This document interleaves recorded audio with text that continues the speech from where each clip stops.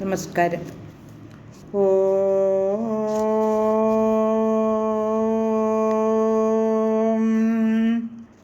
ഓം ഓം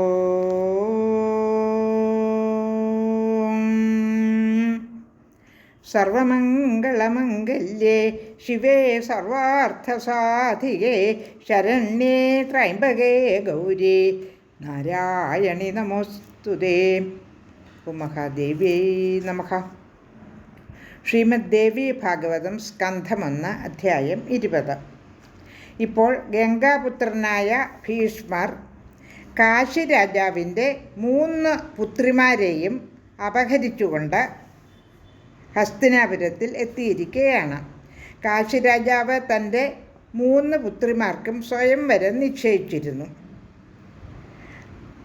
അപ്പോൾ എല്ലാ രാജാക്കന്മാരെയും തോൽപ്പിച്ച് മഹാശക്തിമാനായ ഭീഷ്മർ ഈ 3 കന്യകമാരെയും ഇപ്പോൾ ഹസ്തിനാപുരത്തിൽ എത്തിച്ചിരിക്കുകയാണ്. അത് ഭീഷ്മർക്ക് വിവാഹം ചെയ്യാനല്ല, തൻ്റെ അനുജനായ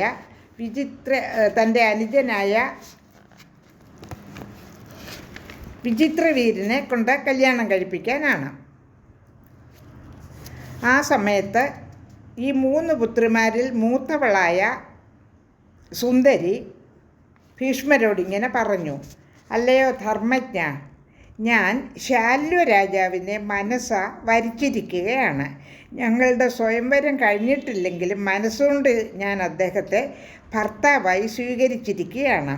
മഹാബുദ്ധിമാനും തേജസ്വിയുമായ അങ്ങ് എന്താണ് വേണ്ടതെന്ന് വെച്ചാൽ ചെയ്തുകൊള്ളൂ എന്ന് ഭീഷ്മരോട് പറയുന്നു. ഇങ്ങനെ ആ കന്യക പറഞ്ഞപ്പോൾ ഭീഷ്മർ മാതാവിനോടും മന്ത്രിമാരോടും ഒക്കെ ആലോചിച്ചു എന്താണ് ചെയ്യേണ്ടതെന്ന്. അങ്ങനെ എല്ലാവരുടെയും ആഗ്രഹപ്രകാരം ആ സുന്ദരിയെ ശാല്വരാജാവിൻ്റെ അടുത്തേക്ക് പറഞ്ഞയച്ചു. അവൾ ശാല്വരാജാവിൻ്റെ കൊട്ടാരത്തിൽ ചെന്ന് അദ്ദേഹത്തെ വിവരം അറിയിച്ചു. ഭീഷ്മർ തൻ്റെ ധർമ്മബോധം കൊണ്ട് എന്നെ വിട്ടയച്ചിരിക്കുകയാണ്. ഞാൻ അങ്ങയെ വരിച്ചിരിക്കുകയാണ്. അങ്ങ് എന്നെയും ഇഷ്ടപ്പെടുന്നു എന്നെനിക്കറിയാം. അതുകൊണ്ട് എന്നെ പത്നിയായി സ്വീകരിച്ചാലു എന്ന് അപേക്ഷിക്കുന്നു. അപ്പോൾ ശാല്വൻ എന്താണ് പറയുന്നതെന്ന് അടുത്ത ശ്ലോകങ്ങളിൽ പ്രതിപാദിക്കുന്നുണ്ട്. ശാല്വ ഉവാച. ശ്ലോകം 45. ഗൃഹീതാത്വം വരാരോഹേ ഭീഷ്മേണ പശ്യതോ മമ രഥേ സംസ്ഥാപിതാതേന ന ഗൃഹീഷ്യേ കരം തവ. ഹേ സുന്ദരി, ഞാൻ നോക്കി നിൽക്കുകയാണല്ലോ ഭീഷ്മർ നിന്നെ പിടിച്ച് തേരിൽ ഇരുത്തിയത്. അതുകൊണ്ട് നിന്നെ ഞാൻ പാണിഗ്രഹണം ചെയ്യുകയില്ല. ശ്ലോകം 46.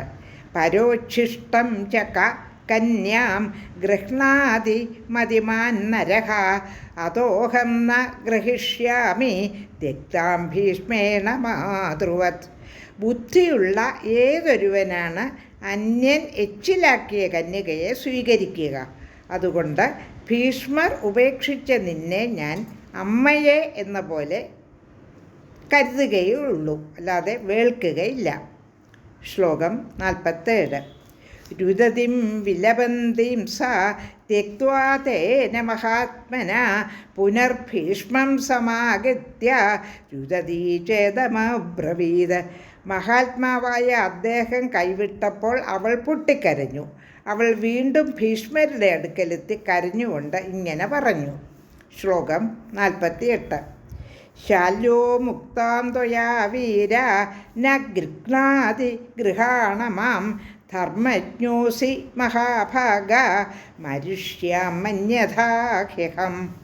വീര, അങ്ങ് ഉപേക്ഷിച്ചവളാണ് എന്നതുകൊണ്ട് ശാല്വൻ എന്നെ സ്വീകരിക്കാൻ ഒരുക്കമല്ല. എന്നെ അതുകൊണ്ട് അങ്ങ് സ്വീകരിക്കൂ. അങ്ങ് ധർമ്മജ്ഞനാണ്, അല്ലെങ്കിൽ ഞാൻ മരിക്കും. 48 ശ്ലോകങ്ങളാണ് 20-ാം അധ്യായത്തിലെ പാരായണം ചെയ്തത്. ലോകാ സമസ്ത സുഖിനോ ഭവന്തു.